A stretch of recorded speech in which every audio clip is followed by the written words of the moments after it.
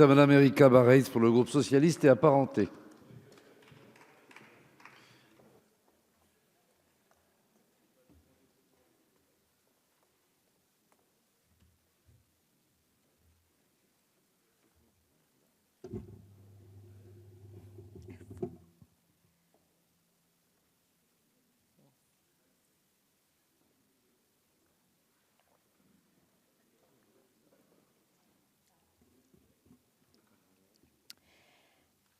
Monsieur le Président, Madame la Ministre, Messieurs les rapporteurs, chers collègues. Les débats importants ont eu lieu dans le PLF et le PLFSS. Nous ne reviendrons pas sur nos désaccords de fond quant au choix que vous assumez et notre position que nous assumons. Pour revenir à la mission Outre-mer, 5 minutes sont bien entendu insuffisantes pour être exhaustives, mais je me limiterai à revenir sur le sens de ce que vous nous proposez. Le député Philippe Dunoyer, dans son excellent rapport, déclare « Les grandes masses des crédits des Outre-mer demeurent globalement inchangées au regard du précédent exercice. C'est par le fait de changement de périmètre et de réaffectation de crédits qu'apparaît une hausse comptable. » Je vais faire ici un effort de clarification, car la lecture de ces documents budgétaires rend les choses difficilement compréhensibles par nos concitoyens dont nous sommes les représentants. Vous vous félicitez d'une enveloppe qui serait en augmentation, mais vous oubliez de préciser que par le rapatriement des dépenses faites par d'autres ministères vers votre mission, vous leur permettez de faire des économies au détriment de nos concitoyens ultramarins. Ainsi, vous réintégrez, regroupez dans l'action 4, financement de l'économie, des mesures déjà existantes, portées et payées par les finances et l'intérieur jusqu'à présent. Par ce choix, et c'est toute la nouveauté, vous basculez d'un financement au titre de la solidarité nationale vers un financement exclusivement ultramarin, car payé par la réforme de l'IR et la disparition de la TVA-NPR.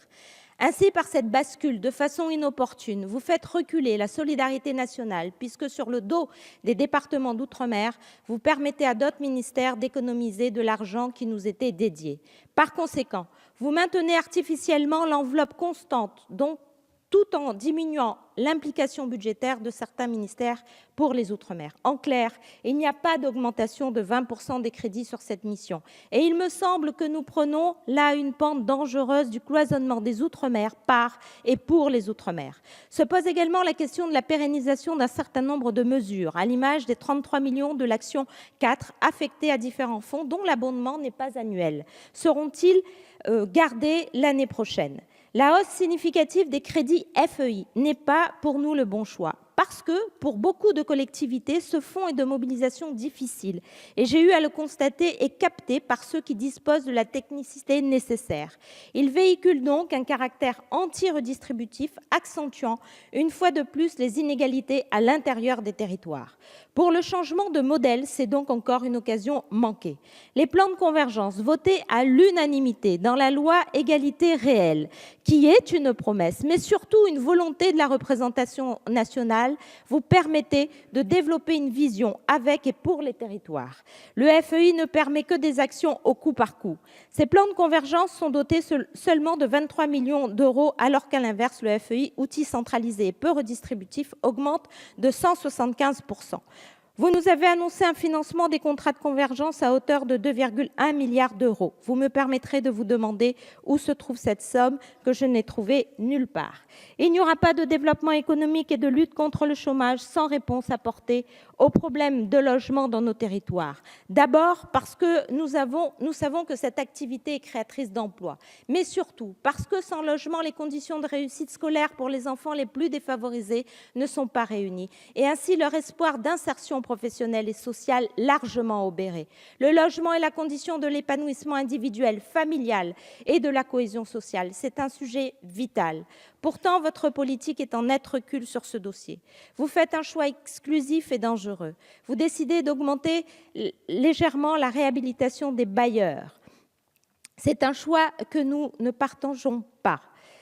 Après une coupe brutale et incompréhensible pour nos concitoyens des APL accession, vous amplifiez sur cette question du logement le recul de l'État. Nous prenons acte de votre déclaration de rétablir le dispositif pour les dossiers en souffrance un an après.